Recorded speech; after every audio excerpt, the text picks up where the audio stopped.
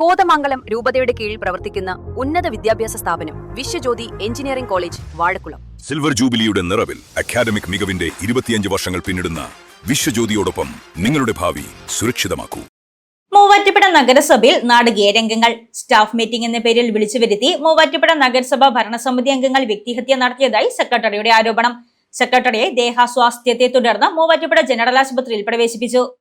മൂവാറ്റുപുഴ നഗരസഭയിൽ നാടകീയ രംഗങ്ങൾ. സ്റ്റാഫ് മീറ്റിംഗ് എന്ന വ്യാജേന വിളിച്ചു വരുത്തി മൂവാറ്റുപുഴ നഗരസഭ ഭരണസമിതി അംഗങ്ങൾ അവഹേളിച്ചതായി സെക്രട്ടറിയുടെ ആരോപണം. നഗരസഭാ സെക്രട്ടറി സിമി എച്ചിന് കഴിഞ്ഞ ദിവസം ജീവനക്കാർ നൽകിയ യാത്രയയപ്പ് യോഗത്തിന് ശേഷം ചെയർപേഴ്സൺ വിളിച്ചു ചേർത്ത സ്റ്റാഫ് മീറ്റിംഗിൽ വ്യക്തിഹത്യ നടത്തിയെന്നാണ് സെക്രട്ടറി സിമി എച്ച് ആരോപണം ഉന്നയിച്ചിരിക്കുന്നത്. മീറ്റിംഗിന് ശേഷം ക്യാബിനിലെത്തിയ സെക്രട്ടറിയെ ദേഹാസ്വാസ്ഥ്യത്തെ തുടർന്ന് മൂവാറ്റുപുഴ ജനറൽ ആശുപത്രിയിൽ പ്രവേശിപ്പിച്ചു.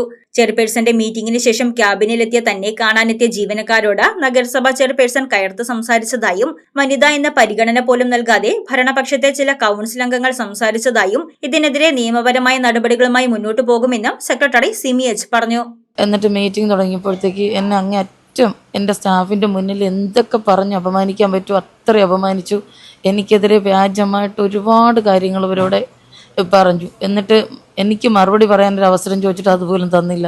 മറുപടി പറയാനുള്ള അവസരം പോലും നിഷേധിച്ചു. അപ്പോൾ എൻ്റെ സ്റ്റാഫിൻ്റെ മുന്നിൽ എന്നെ മോശക്കാരിയാക്കാൻ വേണ്ടിയാണ് ആ നാടകം അത്രയും കളിച്ചത്.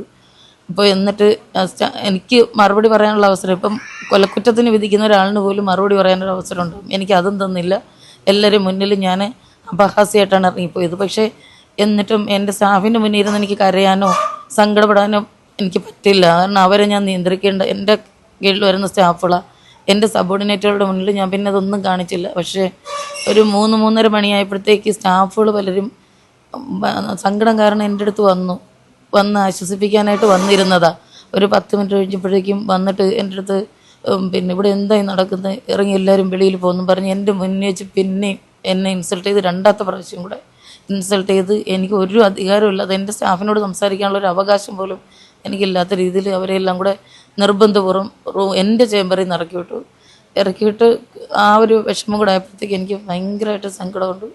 എനിക്ക് പറ്റുന്നില്ല. ഇത്രയും ക്രൂരത ആരടുത്തും ഒരു ചെയർപേഴ്സന്മാരും കാണിക്കാൻ പാടില്ലെന്ന് ഒരുപാട് അനുഭവങ്ങൾ, മോശമായ അനുഭവങ്ങൾ എന്നവരിന്നുണ്ടായിട്ട് ഞാനൊരു നിയമ നടപടിക്ക് ഒന്നിനും പോകാതിരുന്നത് ഞാൻ ട്രാൻസ്ഫറായി നിൽക്കുന്നു വേണ്ടാന്ന് വെച്ചിട്ടാണ്.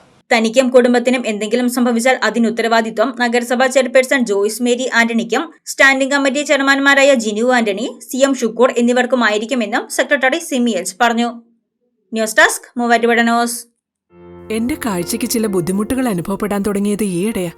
ആദ്യം ടെൻഷനായി. മകളാ പറഞ്ഞത് അഹല്യയിൽ പോകാൻ. അഹല്യയ്ക്ക് 30 വർഷത്തെ പാരമ്പര്യവും വിശ്വസ്തതയുമുണ്ട്. അഹല്യയിലെ വിദഗ്ധരായ ഡോക്ടർമാരുടെ ചികിത്സ കൊണ്ട് എനിക്ക് എന്റെ കാഴ്ചശക്തി പൂർണ്ണമായും തിരിച്ചു കിട്ടി. ഇപ്പൊ എനിക്ക് ഈസിയായി വായിക്കാം. നേത്ര സംരക്ഷണത്തിന് നമ്മുടെ Ahalya. Ahalya foundation eye hospital, കേരളത്തിൽ എല്ലായിടത്തും.